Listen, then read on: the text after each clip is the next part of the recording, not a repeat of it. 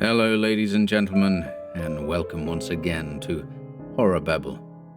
Today I will be reading a Robert E. Howard Cthulhu Mythos story, The Thing on the Roof. And it should provide, thematically, a little taste for what we have in store next Monday. I hope you enjoy it.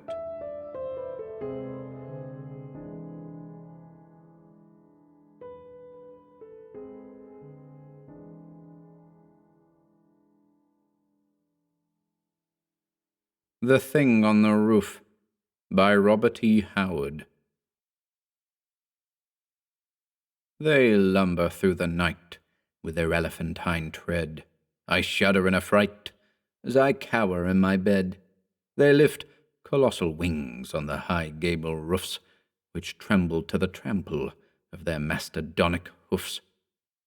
Justin Jeffrey, out of the old land. Let me begin by saying that I was surprised when Tussman called on me. We had never been close friends. The man's mercenary instincts repelled me, and since our bitter controversy of 3 years before, when he attempted to discredit my evidences of Nahua culture in Yucatan, which was the result of years of careful research, our relations had been anything but cordial. However, I received him and found his manner hasty and abrupt, but rather abstracted, as if his dislike for me had been thrust aside in some driving passion that had hold of him. His errand was quickly stated.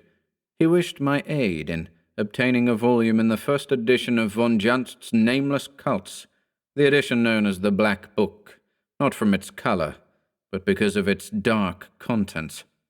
He might almost as well have asked me for the original Greek translation of the Necronomicon. Though since my return from Yucatan I had devoted practically all my time to my avocation of book collecting, I had not stumbled onto any hint that the book in the Dusseldorf edition was still in existence. A word as to this rare work. Its extreme ambiguity in spots, coupled with its incredible subject matter, has caused it long to be regarded as the ravings of a maniac, and the author was damned with the brand of insanity. But the fact remains that much of his assertions are unanswerable, and that he spent the full 45 years of his life prying into strange places and discovering secret and abysmal things. Not a great many volumes were printed in the first edition, and many of these were burned by their frightened owners when von Junst was found strangled in a mysterious manner in his barred and bolted chamber one night in 1840, 6 months after he had returned from a mysterious journey to Mongolia. 5 years later, a London printer, one Bridewell, pirated the work and issued a cheap translation for sensational effect, full of grotesque woodcuts and riddled with misspellings, faulty translations, and the usual errors of a cheap and unscholarly printing. This still further discredited the original work, and publishers and public forgot about the book until 1909, when the Golden Goblin Press of New York brought out an edition. Their production was so carefully expurgated that fully a fourth of the original matter was cut out. The book was handsomely bound and decorated with the exquisite and weirdly imaginative illustrations of Diego Vazquez. The edition was intended for popular consumption, but the artistic instinct of the publishers defeated that end, since the cost of issuing the book was so great that they were forced to cite it at a prohibitive price. I was explaining all this to Tussman when he interrupted brusquely to say that he was not utterly ignorant in such matters. One of the Golden Goblin books ornamented his library, he said, and it was in it that he found a certain line which aroused his interest. If I could procure him a copy of the original 1839 edition, he would make it worth my while. Knowing, he added, that it would be useless to offer me money, he would instead, in return for my trouble on his behalf, make a full retraction of his former accusations in regard to my Yucatan researches, and offer a complete apology in the Scientific News. I will admit that I was astounded at this, and realized that if the matter meant so much to Tussman that he was willing to make such concessions, it must indeed be of the utmost importance. I answered that I considered that I had sufficiently refuted his charges in the eyes of the world, and had no desire to put him in a humiliating position, but that I would make the utmost efforts to procure him what he wanted. He thanked me abruptly and took his leave, saying rather vaguely that he hoped to find a complete exposition of something in the Black Book, which had evidently been slighted in the later edition. I set to work, writing letters to friends, colleagues, and book dealers all over the world, and soon discovered that I had assumed a task of no small magnitude. 3 months elapsed before my efforts were crowned with success, but at last, through the aid of Professor James Clement of Richmond, Virginia, I was able to obtain what I wished. I notified Tasman, and he came to London by the next train. His eyes burned avidly as he gazed at the thick, dusty volume with its heavy leather covers and rusty iron hasps, and his fingers quivered with eagerness as he thumbed the time-yellowed pages. And when he cried out fiercely and smashed his clenched fist down on the table, I knew that he had found what he hunted. "Listen," he commanded, and he read to me a passage that spoke of an old, old temple in a Honduras jungle, where a strange god was worshipped by an ancient tribe, which became extinct before the coming of the Spaniards. And Tasman read aloud of the mummy that had been, in life, the last high priest of that vanished people, and which now lay in a chamber hewn in the solid rock of the cliff against which the temple was built. About that mummy's withered neck was a copper chain, and on that chain a great red jewel carved in the form of a toad. This jewel was a key, von Janst went on to say, to the treasure of the temple which lay hidden in a subterranean crypt far below the temple's altar. Tasman's eyes blazed. "I have seen that temple. I have stood before the altar. I have seen the sealed-up entrance of the chamber in which, the natives say, lies the mummy of the priest. It is a very curious temple, no more like the ruins of the prehistoric Indians than it is like the buildings of the modern Latin Americans. The Indians in the vicinity disclaim any former connection with the place. They say that the people who built that temple were a different race from themselves, and were there when their own ancestors came into the country. I believe it to be a remnant of some long-vanished civilization which began to decay thousands of years before the Spaniards came.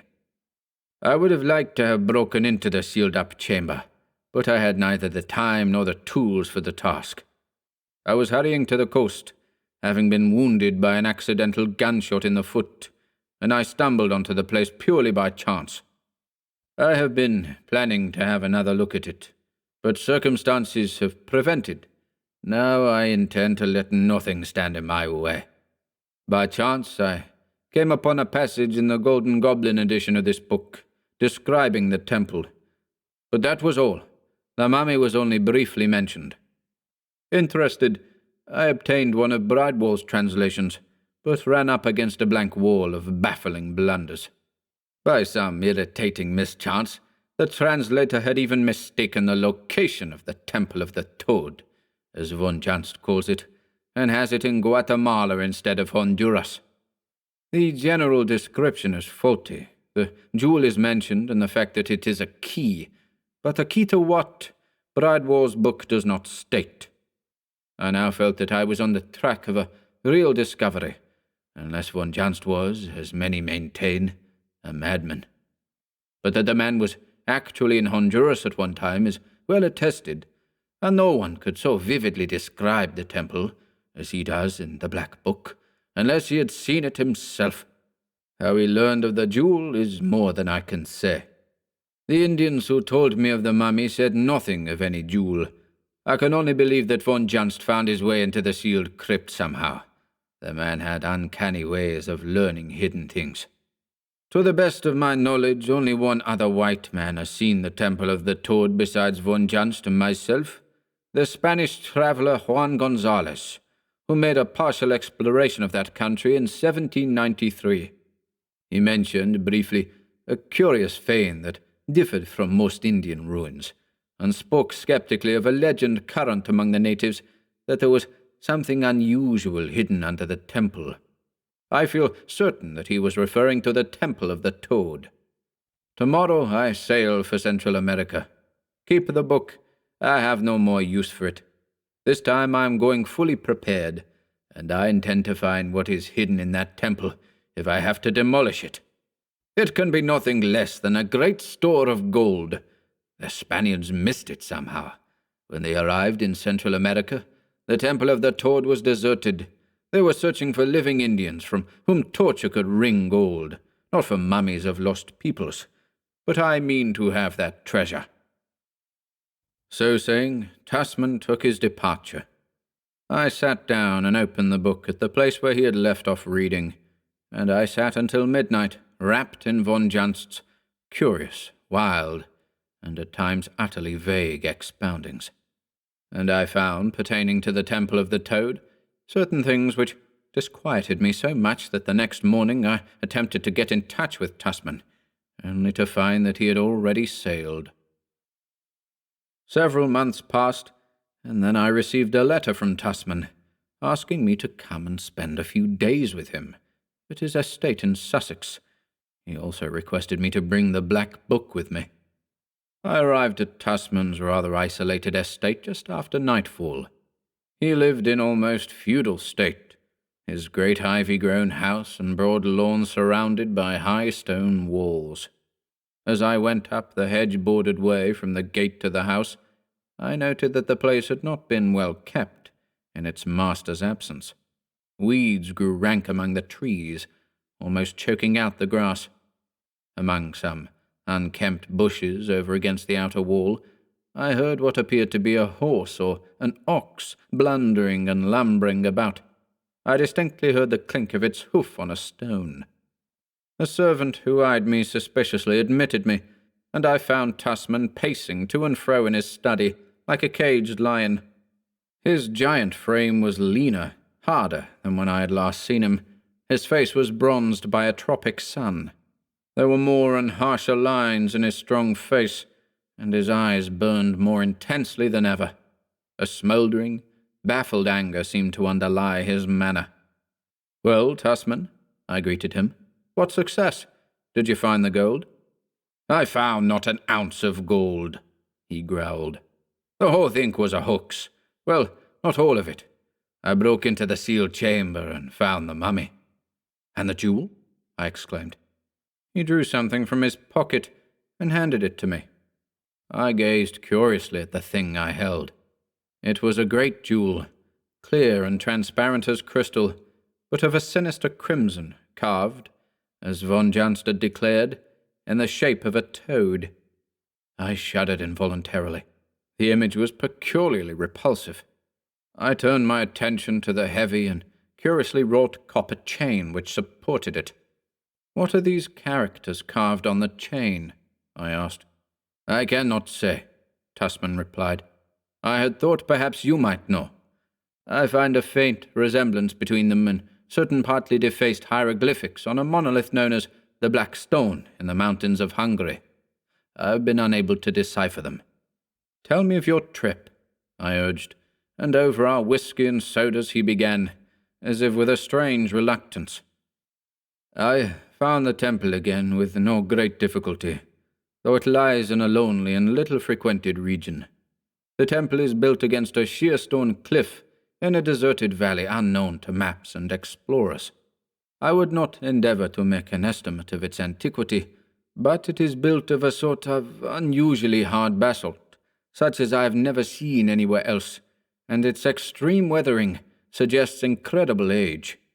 Most of the columns which form its facade are in ruins, thrusting up shattered stumps from worn bases, like the scattered and broken teeth of some grinning hag.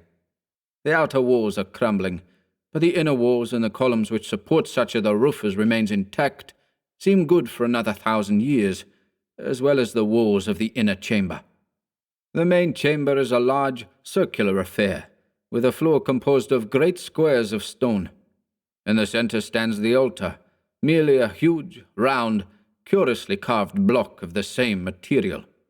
Directly behind the altar, in the solid stone cliff which forms the rear wall of the chamber, is the sealed and hewn-out chamber wherein lay the mummy of the temple's last priest. I broke into the crypt with not too much difficulty and found the mummy exactly as is stated in the Black Book. Though it was in a remarkable state of preservation, I was unable to classify it. The withered features and general contour of the skull suggested certain degraded and mongrel peoples of Lower Egypt, and I feel certain that the priest was a member of a race more akin to the Caucasian than the Indian. Beyond this, I cannot make any positive statement. But the jewel was there, the chain looped about the dried-up neck. From this point, Tasman's narrative became so vague that I had some difficulty in following him, and wondered if the tropic sun had affected his mind. He had opened a hidden door in the altar somehow with the jewel. Just how, he did not plainly say, and it struck me that he did not clearly understand himself the action of the jewel key. But the opening of the secret door had had a bad effect on the hardy rogues in his employ. They had refused point-blank to follow him through that gaping black opening, which had appeared so mysteriously when the gem was touched to the altar. Tasman entered alone with his pistol and electric torch, finding a narrow stone stair that wound down into the bowels of the earth, apparently. He followed this, and presently came into a broad corridor, in the blackness of which his tiny beam of light was almost engulfed. As he told this, he spoke with strange annoyance of a toad which hopped ahead of him, just beyond the circle of light all the time he was below ground. Making his way along dank tunnels and stairways that were wells of solid blackness, he at last came to a heavy door fantastically carved, which he felt must be the crypt, wherein was secreted the gold of the ancient worshippers. He pressed the toad jewel against it at several places, and finally the door gaped wide. "And the treasure?" I broke in eagerly. He laughed in savage self-mockery. "There was no gold there, no precious gems, nothing." He hesitated. "Nothing that I could bring away." Again his tale lapsed into vagueness. I gathered that he had left the temple rather hurriedly without searching any further for the supposed treasure. He had intended bringing the mummy away with him, he said, to present to some museum, but when he came up out of the pits, it could not be found, and he believed that his men, in superstitious aversion to having such a companion on their road to the coast, had thrown it into some well or cavern. "And so," he concluded, "I am in England again, no richer than when I left." "You have the jewel," I reminded him. "Surely it is valuable." He eyed it without favour, but with a sort of fierce avidness, almost obsessional. "Would you say that it is a ruby?" he asked. I shook my head. "I am unable to classify it." "And I. But let me see the book." He slowly turned the heavy pages, his lips moving as he read. Sometimes he shook his head as if puzzled, and I noticed him dwell long over a certain line. "This man dipped so deeply into forbidden things," said he. "I cannot wonder that his fate was so strange and mysterious. He must have had some foreboding of his end. Here he warns men not to disturb sleeping things." Tasman seemed lost in thought for some moments. "Aye, sleeping things," he muttered, "that seem dead, but only lie waiting for some blind fool to awake them. I should have read further in the Black Book, and I should have shut the door when I left the crypt. But I have the key, and I'll keep it in spite of hell." He roused himself from his reveries, and was about to speak when he stopped short. From somewhere upstairs had come a peculiar sound. "What was that?" He glared at me. I shook my head, and he ran to the door and shouted for a servant. The man entered a few moments later, and he was rather pale. "You were upstairs?" growled Tasman. "Yes, sir." "Did you hear anything?" asked Tasman harshly, and in a manner almost threatening and accusing. "I did, sir," the man answered with a puzzled look on his face. "What did you hear?" The question was fairly snarled. "Well, sir," the man laughed apologetically, You'll say I'm a bit off, I fear, but to tell you the truth, sir, it sounded like a horse stamping around on the roof."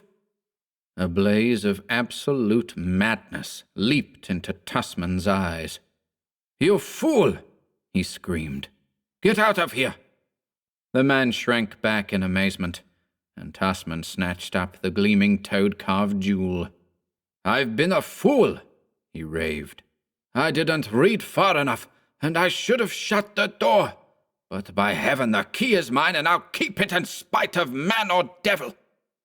And with these strange words he turned and fled upstairs. A moment later, his door slammed heavily, and a servant, knocking timidly, brought forth only a blasphemous order to retire, and a luridly worded threat to shoot anyone who tried to obtain entrance into the room. Had it not been so late, I would have left the house, for I was certain that Tussman was stark mad. As it was, I retired to the room a frightened servant showed me, but I did not go to bed. I opened the pages of the black book at the place where Tussman had been reading. This much was evident, unless the man was utterly insane. He had stumbled upon something unexpected in the Temple of the Toad. Something unnatural about the opening of the altar door had frightened his men, and in the subterraneous crypt, Tussman had found something that he had not thought to find. And I believe that he had been followed from Central America, and that the reason for his persecution was the jewel he called the key.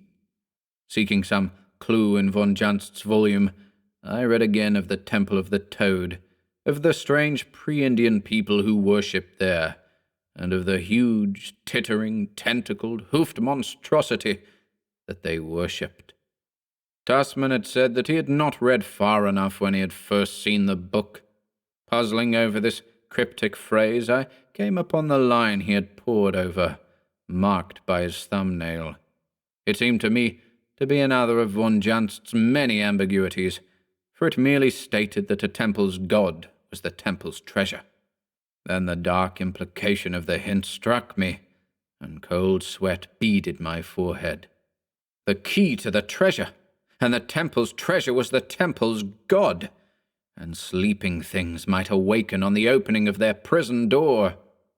I sprang up, unnerved by the intolerable suggestion, and at that moment something crashed in the stillness, and the death scream of a human being burst upon my ears. In an instant I was out of the room, and as I dashed up the stairs I heard sounds that have made me doubt my sanity ever since. At Tussman's door I halted, essaying with shaking hand to turn the knob. The door was locked, and as I hesitated, I heard from within a hideous, high-pitched tittering, and then the disgusting squashy sound, as if a great jelly-like bulk was being forced through the window. The sound ceased, and I could have sworn I heard a faint swish of gigantic wings. Then silence. Gathering my shattered nerves, I broke down the door. A foul and overpowering stench billowed out like a yellow mist. Gasping in nausea, I entered. The room was in ruins, but nothing was missing except that crimson toad-carved jewel Tussman called the key, and that was never found.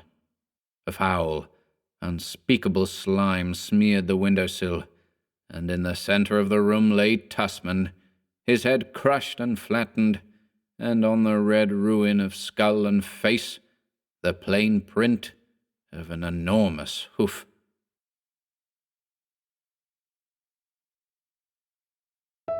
Thank you for listening today. If you enjoyed this reading and would like to support our work here at HorrorBabble, please feel free to pay us a visit over at Patreon. Links to Patreon and the Bandcamp shop can be found in the video description below. Until next time, goodbye.